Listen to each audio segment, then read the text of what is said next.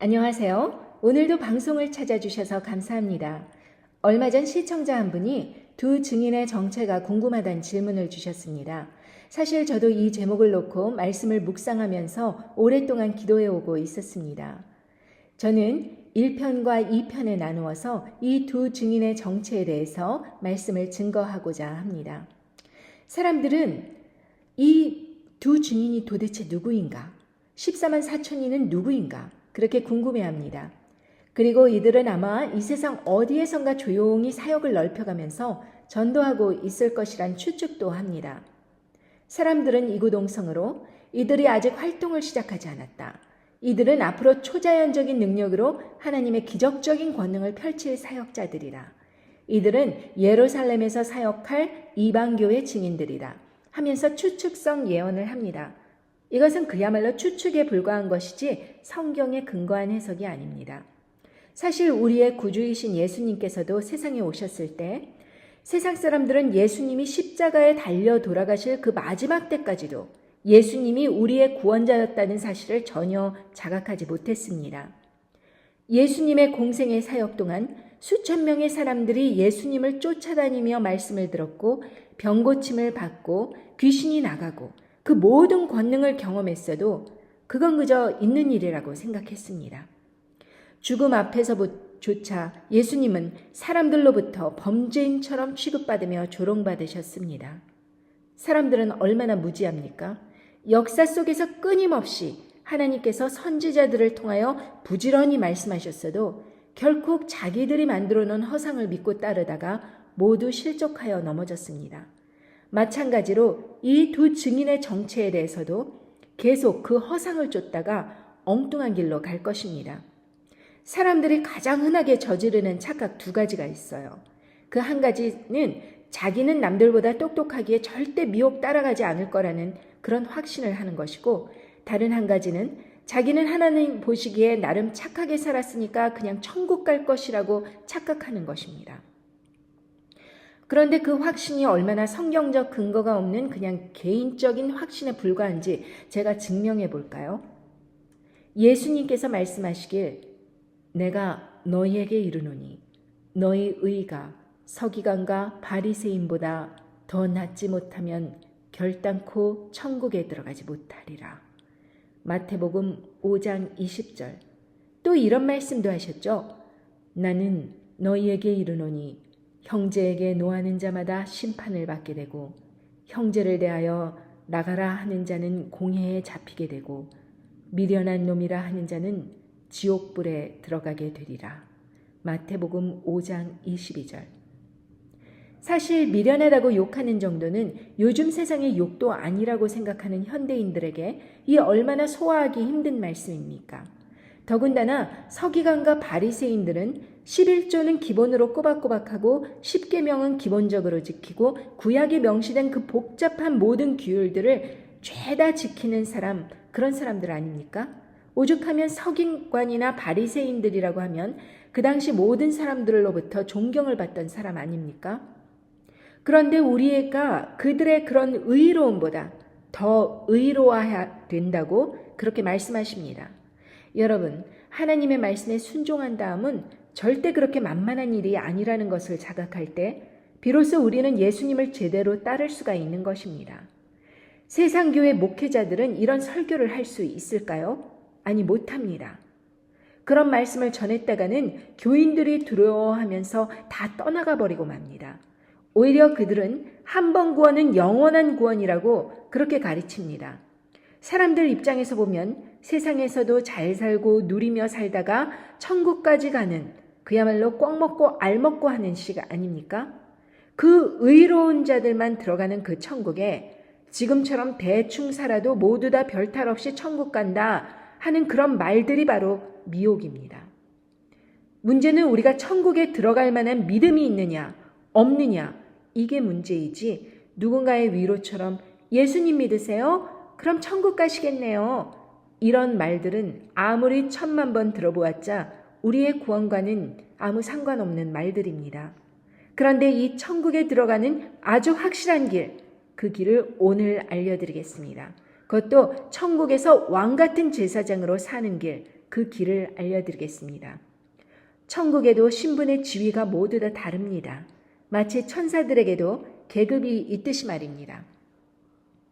그런데 이 모든 천사들보다도 월등히 높은 하나님의 아들로서 왕같은 제사장이 되기를 원하십니까? 그렇다면 오늘 전해지는 이 복음을 귀담아 들으시기를 간절히 바랍니다.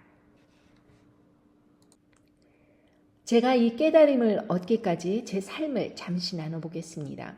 저는 청년부 시절에 잘난 척하면서 예수님을 믿던 시절이 있었습니다. 미국에 와서 꿈꾸던 명문대에서 정치학을 전공하면서 부모님의 기대에 어긋나지 않게 정도를 걷고 있었습니다. 어느 한인교회에서 연극 지도를 맡으면서 직접 대본을 쓰고 다양한 활동을 하면서 신앙생활을 시작하자마자 두각을 나타내기 시작했습니다. 자연스레 인기도 있어서 저는 어느 날 명문대 의대 졸업 파티에 초대되었습니다. 그 청년은 저와 교제를 하고 싶다고 고백하였습니다. 그와 비슷한 시기에 연방 법조계에서 일하는 청년이 저에게 또 관심을 보이며 프로포즈하였습니다.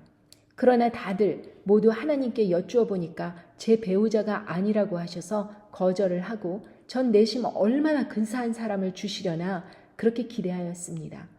그 후 저는 유럽 배낭여행을 다녀오고 호주 여행도 하면서 예수님께 날마다 사랑을 고백하면서 행복해하였습니다. 그러다가 어느 날 교회 모임을 다녀오던 길에 대형 차 사고를 당했습니다. 정강이가 두 동강으로 부러져 4개월 동안 침대 생활을 하였습니다.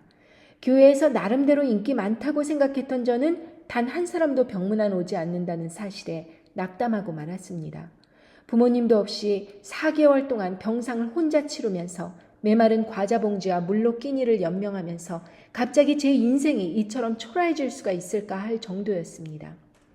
게다가 어느 청년이 저에게 전화를 하여 한다는 소리가 너 혹시 교만하게 잘난 척하다가 하나님이 치신 거 아니야? 뭘 잘못했는지 생각해보아. 그러면서 꼬치꼬치 캐물었습니다. 저는 할 말을 잃고 눈물만 흘리면서 하나님, 제가 열심히 교회 활동하였고 공부도 열심히 하면서 전도하던 것이 그렇게 못마땅하셨습니까? 이렇게까지 괴롭게 다리를 부러뜨려 놓으실 정도로 제가 미우셨나요? 하면서 엉엉 울다가 잠이 들고 또 깨어나서는 또 울고 하였습니다. 그도 그럴 것이 그 당시에 미국에 오자마자 저는 대학 도서실에서 일자리를 얻어서 대학 학비도 혼자서 충당하고 용돈까지 벌어서 부모님의 칭찬을 들었습니다. 또 매년마다 한국에 계신 부모님을 찾아뵐 때면 스스로 번 돈을 털어서 비행기표를 샀고 면세점에서 고급 양주와 브랜드 화장품을 사서 부모님께 선물해드리곤 하였습니다. 제 끼니를 아껴가면서도 하나님을 사랑하고 부모님을 사랑하였습니다. 그때 당시 전 제가 꽤 쓸만한 사람이라고 생각했습니다. 그런데 그게 모두 착각이었고 저 혼자만의 생각이었습니다. 그래서 전 제 삶이 도무지 뭐가 잘못된 것인지 알고 싶어서 성경을 통독하기 시작했습니다. 침대에 누워서 말씀을 읽으면서 제가 얼마나 큰 죄인인가를 깨달았습니다. 난 하나님께 잘하고 있다는 생각, 그 자체가 죄라는 생각을 해본 적이 없었는데 막상 나도 남들과 똑같은 그런 죄인임을 깨닫고 나니 정신이 번쩍 들었습니다. 아, 이렇게 막연하게 예수님 열심히 믿고 열심히 최선을 다해서 산다고 해서 천국이 보장된 거 아니구나. 이런 생각을 하였습니다. 사람들 보기에 나는 효녀였고 공부 잘하고 성실하고 흠이 없어 보였지만 난 타락한 존재였다는 사실을 깨달았을 때 마음은 급하고 몸은 따라주질 않고 어찌할 바를 알지 못했습니다. 4개월 후에 다리가 저절로 나와서 뼈액이 나와서 붙었고 저는 정상으로 걷고 뛸 수 있었습니다. 저는 그때부터 닥치는 대로 사람들 만나기만 하면 전도하기 시작했습니다. 마음이 급해서 지나가는 사람도 붙잡고 전도를 하였습니다. 후배 남학생들이 저를 찾아와서 밥 사달라고 조르면 저는 금식하고 있을 당시라도 기회를 놓치지 않고 후배들에게 피자를 사주며 전도를 하였습니다. 저는 자신이 있었습니다. 이번엔 제대로 할 수 있다. 그런 확신이 들어 신이 났습니다. 그때 남편을 만나서 교제를 시작했습니다. 하나님께서 그를 사랑하시니 저도 사랑해 주라고 하신 말씀을 들었습니다. 그는 가난한 환경에서 자라서 형제나 사촌들 사이에서 유일하게 대학 나온 사람입니다. 당연히 한국에 계신 부모님은 교제를 반대하였고 상황이 너무 안 좋게 흘러가기 시작했습니다. 저는 그때 다시 한국으로 들어가 잠시 KBS 보도국의 외신부 기자로 취직하게 되었습니다. 그러자 또다시 여기저기서 선자리가 들어오기 시작했습니다. 20대 서울대 공학 박사, 의사, 교수, 그런 장래가 촉망되는 청년들로부터 선자리가 들어왔습니다. 저는 선자리에 나가서 주구장창 전도를 하였습니다. 예수님이 누구신가? 왜 우리가 그분을 믿어야 살 수 있는가? 어떤 청년들은 선자리에서 나온 제가 정신이 좀 나간 사람 아닌가 하여서 비웃는 사람도 있었고, 또 때론 진지하게 들어주는 사람도 있었습니다. 그때 하나님께서 저에게 미국으로 다시 돌아가라고 하셔서 저는 당장에 사표를 내고 미국으로 돌아오게 되었습니다. 사직서를 내는 날 KBS 외신부 보도부장님이 극구 만류하면서 앞으로 MC로 자네를 키우려고 하는데 왜 갑자기 사표를 내느냐며 안타까워하셨습니다. 그 당시 제 월급도 상당히 많았고 저는 남들이 모두 부러워하는 위치에 있었습니다. 저는 부모님도 모두 사회에서 성공하신 분들이고 저만 가만히 있는다면 고생 없이 살 수 있는 처지였습니다. 그래도 저는 그 모든 것들보다 우리 예수님을 믿고 따르는 것이 가장 좋았습니다. 결국 미국으로 돌아와서 러시아 선교를 준비하게 되었습니다. 그 당시 소련이 무너지고 완전 혼돈 그 자체인 러시아 중장기 선교를 지원하게 되었습니다. 외국계 회사들도 모두 철수하는 판국에 여행 금지 구역으로 설정된 지역으로 선교를 가겠다고 하니까 모두 저에게 미쳤다는 소리를 하였습니다. 그래도 어차피 언젠가는 죽을 목숨, 예수님 위해 죽는다면 영광이라고 가슴이 설레었습니다. 그런데 선교비를 마련하지 못해서 그 꿈조차 좌절될 위기에 놓이자 저는 선교 목사님을 찾아가 저는 목숨 걸고 예수님을 전하고파 전쟁터로 가는데 교회에서 선교비 지원조차 전혀 해줄 수 없다는 것입니까? 그랬더니 아니 자매님 선교 가라고 누가 등 떠밀었어요? 왜 날 붙잡고 난리야? 본인이 그렇게 정뜻이 있으면 자비로 가면 될 일이지. 하면서 권사나 장로회를 돌아다니며 부탁하라고 하였습니다. 전 구걸하다시피 여기저기 다니면서 돈을 좀 보태달라고 하였는데 예배 끝나고 점심때라서 할머니들이 점심들을 챙기느라 바빠 정신없는 틈을 타서 저는 혼자 짓거리고 있었습니다. 한 나이든 할머니 권사가 저에게 오더니 부모님한테 허락이나 받고 하는 짓이야? 난 내 딸이 그러면 속상할 텐데 하면서 혀를 차면서 지나갔습니다. 저는 단 1불도 모금하지 못하고 여기저기 무안함만 당하고 결국 멕시코 단기 선교로 방향을 바꾸어 자비로 다녀왔습니다. 그 단기 선교 기간 동안 제가 주로 맡았던 업무는 선교 단원들이 먹고 난 설거지를 하는 일을 담당했습니다. 선교지에 가서 간증 한번 제대로 해보지도 못하고 아침 저녁으로 남들이 먹다 남은 찌꺼기 설거지만 계속하였습니다. 그때 저는 깨달았습니다. 남들에게 칭찬받는 신앙인이 된다는 것이 얼마나 덧없는 일인지, 또 남들의 눈에 뭔가 그럴듯한 업적을 세우는 것이 얼마나 부질없는 바벨탑 같은 허황된 일인지 말입니다. 전 제 인생에서 남들이 이해 못하는 3번의 신앙적 결단을 하였습니다. 그 첫 번째는 모든 사람들이 부러워하던 직장 KBS를 그만둘 때였습니다. 그것도 지금 생각해보니 이 중에서 제일 쉬운 결정이었던 것 같습니다. 두 번째는 부모님의 반대를 무릅쓰고 남편과 결혼을 한 것이었습니다. 그래도 그것도 지나보니 부모님만 설득하면 되는 일이라 비교적 쉬운 결정이었습니다. 그런데 억대 연봉을 받으며 한인 사회에서 나름 유명 인사가 되고 이로 인해 가족들이 넉넉하게 살 수 있었던 그 커리어를 그만두는 것은 가장 어려운 결정이었습니다. 특히 제 그 첫 딸아이가 그토록 꿈꿔오던 명문대 의대에 합격했다는데 엄마가 커리어를 바꾸는 바람에 딸아이가 스스로 진로를 바꾸어 주립대학 교대에 들어간다고 했을 때 제 자신이 얼마나 미웠는지 모릅니다. 다들 예수님 믿고 세상에서 영리하게 제일 좋은 것을 선택하는데 난 왜 자꾸 미련하게 믿음을 선택해야 하는가?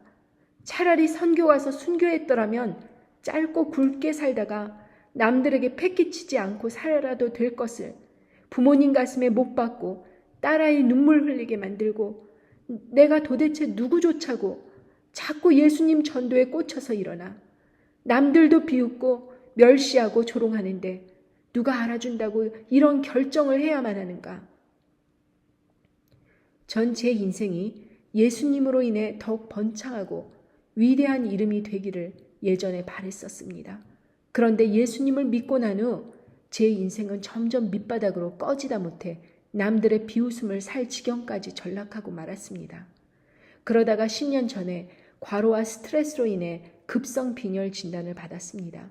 의사는 제게 상태가 도저히 정상 생활을 할 수 없는 지경이며 지금 당장 구급차를 불러서 병원으로 실려갈 정도라고 하였습니다. 그런데 그 말을 듣는 순간 제가 제일 먼저 든 생각이 뭔지 아십니까? 야, 이제야 하나님께서 나를 불러가실 건가 보다. 할렐루야, 감사합니다. 라는 말이 저절로 나왔습니다. 그만큼 더 이상 제 인생에 미련이 없던 상태였습니다. 저는 될 대로 되라 하는 마음으로 그때부터 병원을 가지 않았습니다. 그런데도 지금까지도 이렇게 멀쩡히 살아 있습니다.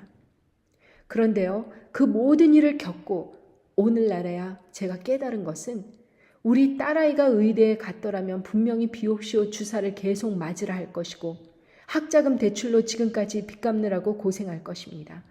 저 또한 과로로 쓰러져 의미 없는 죽음을 맞이했을지도 모를 일이죠.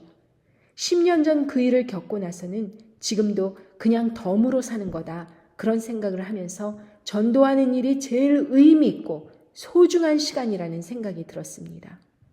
죽음이 끝이 아니다라는 사실을 정말로 깨달았기 때문에 저는 여러분들에게 살아있는 예수님을 전할 수 있게 된 것입니다. 30년 넘는 세월 동안 매일 무릎 꿇고 기도하면서 저의 인생 속에서 늘 저를 괴롭혔던 가장 큰 의문들은 이런 내용이었습니다. 나는 주님의 음성에 순종하여 협착한 길, 좁은 문을 선택하는데 왜 사람들로부터 비난받는가? 주님이 가라 하신 십자가 길에는 왜 이토록 비난과 슬픔이 가득한가? 난 분명 주님을 선택하였는데 주님은 왜 나의 기도에 침묵하시는가? 난 주님의 얼굴을 바라며 온종일 기다리는데 왜 나를 외면하시고 오히려 나를 비난하는 이들에게 은혜를 베푸시는가? 기도하는 동안에도 저는 때론 당황했고 말문이 막혔고 실망이 되기도 하였습니다. 그러나 오늘 저는 깨달았습니다. 결국 이 모든 과정들이 이유가 있었다는 사실을 말입니다. 여러분, 제가 왜 이 두 증인의 정체에 대해서 설명하면서 이런 개인적인 이야기를 드리는지 의아하실 것입니다. 앞으로 여러분께 드리는 이 이야기는 정말 놀라운 깨달음이 될 것이지만 동시에 이 깨달음으로 인해서 여러분의 인생에서 많은 슬픔과 고통이 있을 것입니다. 고난당하는 이유를 모르면 당황스럽고 괴롭고 예수님만 의지하기가 참 힘이 듭니다. 그러나 분명한 이유와 그 목적을 알고 나면 고난을 당해도 기뻐할 수 있고 비난받아도 남들을 축복할 수 있습니다. 나의 기쁨이 너무 커서 원수들이 지옥 가는 것을 분명히 알고 있으니 그래서 불쌍해지고 그래서 오히려 축복할 너그러움까지 생기는 것입니다. 결코 이 모든 고난 뒤에는 예수님 안에서 승리하고 당당히 천국 입성하게 될 것이라는 것을 알려드리기 위함입니다.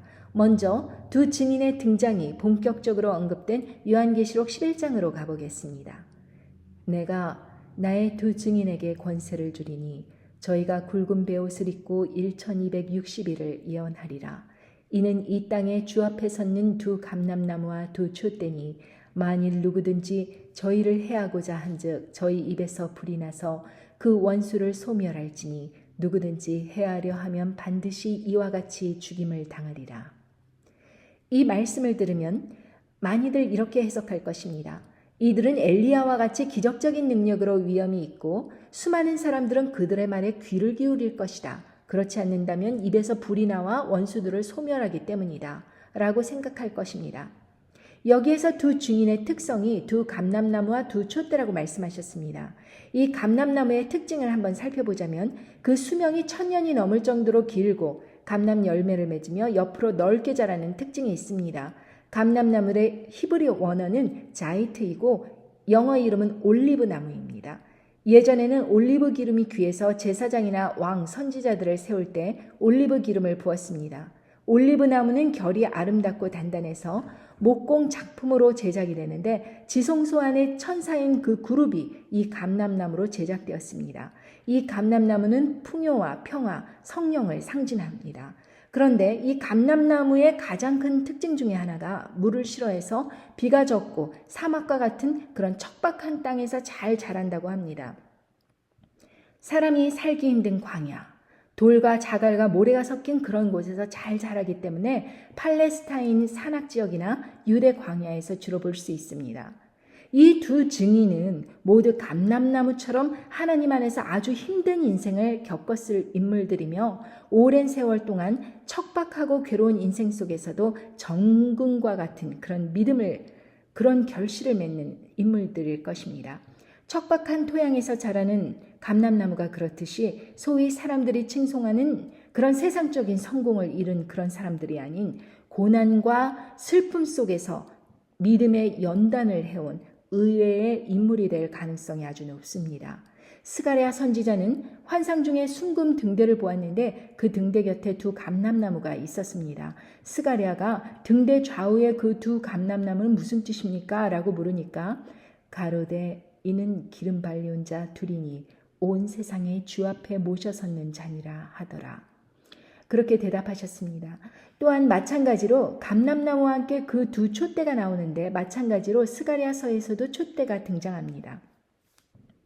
그가 내게 묻되 내가 무엇을 보느냐? 내가 대답하되 내가 보니 순금 등대가 있는데 그 꼭대기에는 주발 같은 것이 있고 또 그 등대에 7 등잔이 있으며 그 등대 꼭대기 등잔에는 7 관이 있고 그 등대 곁에 두 감람나무가 있는데 하나는 그 주발 우편에 있고 하나는 그 좌편에 있나이다 하고, 스가랴서에서는 요한계시록에 등장하는 그 촛대와 비슷한 면이 있지만 좀 더 자세한 묘사로 나옵니다. 여기서 순금등대는 성전과 세상의 빛이 될 하나님의 백성을 가리킵니다. 그리고 두 감람나무는 기름 발리온 자, 그런 총독 스룹바벨과 대제사장 여호수아를 가리킵니다. 이것은 하나님께서 이 두 사람을 통해서 성전을 건축하시고 백성을 통치하신다는 그런 이상을 보여주신 것입니다. 그런데 스가랴서에서 이들의 정체에 대해서 이런 말씀을 하십니다. 그가 내게 일러 가로되 여호와께서 스룹바벨에게 하신 말씀이 이러하니라. 만군의 여호와께서 말씀하시되 이는 힘으로 되지 아니하며 능으로 되지 아니하고 오직 나의 신으로 되느니라. 이 두 증인의 정체에 대해 사람들은 개인적인 업적이나 어떤 위대한 지위를 생각하고 엉뚱한 사람들을 주목할 것이지만 반면 하나님께서는 오히려 사람들의 주목을 전혀 받지 않는 사람들로 두 증인 사역을 세우실 것입니다. 그러므로 사람들이 존경하거나 혹은 대외 활동이 활발한 그런 목회자들이 아닌 자기 스스로조차 자기가 두 증인으로 세움받았다는 걸 깨닫지도 못하고 전도 사역에 열중하고 있는 거듭난 그리스도인들이 될 수 있습니다. 다시 말하면 이들은 자기 능력으로 최선을 다해 힘껏 의지해 보았자 아무것도 되지 않는다는 것을 과거 경험을 통해서 이미 철저하게 깨달은 사람들입니다. 하나님의 능력이 그들로부터 흘러나올 때 이미 그 능력이 자신들로부터 나온 것이 아니라는 것을 알고 있기 때문에 교만해지거나 타락할 염려가 없는 그런 겸손한 사람들입니다. 작은 일의 날이라고 멸시하는 자가 누구냐? 이 7은 온 세상에 두루 행하는 여호와의 눈이라. 다림줄이 스룹바벨의 손에 있음을 보고 기뻐하리라. 이 말씀을 통해 하나님께서 이들을 어떻게 바라보고 계시는가를 알 수 있습니다. 이들은 하나님의 눈에는 아주 존귀한 자들입니다. 그러나 반면 그들은 세상에서 멸시를 당하고 무시당하는 사람들일 수 있습니다. 왜냐하면 사람들이 그들에게 작은 일의 날, 즉 작은 자들이라고 멸시한다고 합니다. 이들이 보고 듣는 것은 하나님께 직접 상달이 되어지고 하나님께서 의인과 악인을 가르시는 그런 다림줄 역할을 하는 아주 귀한 사람들입니다. 즉 그들이 보고 듣고 생각하고 판단하는 것들을 통해서 기도가 이루어지고 이는 여호와께 직접 상달된다는 점에서 굉장히 중요한 위치에 있는 자들입니다. 그러나 반면 세상은 그들을 그렇게 판단하지 않습니다. 오히려 낮고 천한 곳에서 진실을 말하는 이 두 증인들이 세상 사람들 눈에는 지극히 평범할 뿐 아니라 멸시조차 받게 됩니다. 즉, 네가 그렇게 말한다고 세상 일이 그렇게 될 줄 아느냐? 네가 무엇을 말하고 주장하든지 그게 세상에서 단 한 가지라도 바뀔 줄 아느냐? 그런 식으로 무시를 받게 된다는 것입니다. 물론 스룹바벨은 그 당시 존귀하게 여김받던 총독 위치에 있었던 자라는 것을 주목하십시오. 하나님께서 왜 그 당시 어마어마한 지위에 있던 그가 사람들로부터 멸시받는다고 하셨을까요? 이는 이 말씀이 감람나무처럼 척박한 환경에서 외롭게 견디는 아주 평범해 보이는 이 두 증인에게 하셨음을 우리는 알 수 있습니다. 이런 말씀을 통해서 하나님께서는 그 두 증인 사역을 맡게 될 자들을 미리 이미 정해 놓으셨고 위로하셨으며 또 그 다림줄이 그 손에 있음을 기뻐하셨다고 말씀하셨습니다. 이 마지막 때 스룹바벨이나 여호수아 같이 위대한 사역을 하는 이들은 세상에서는 눈에 띄지도 않는 작은 자들이며 또 그들이 앞으로 받을 멸시는 이미 예견되어 있습니다. 이 두 증인 사역은 마지막 때에 여호와의 생각을 세상 사람들에게 전하는 평신도들로서 아무도 그들이 하나님의 입장을 대변한다고 전혀 생각하지 않던 그런 사람들이 바로 이 두 증인 사역을 감당하게 될 것입니다. 그들의 예언이 모두 적중하더라도 사람들은 그들을 전혀 두려워하거나 존귀히 여기지 않을 것입니다. 또한 불이 나와 그들을 소멸한다는 뜻은 당장 입에서 불이 나오는 기적을 일으킨다기보다는 불과 같은 예언의 말씀으로 인해서 그들을 비웃고 경홀히 여기는 악인들이 결국 지옥불로 떨어진다는 말씀이라고 해석됩니다.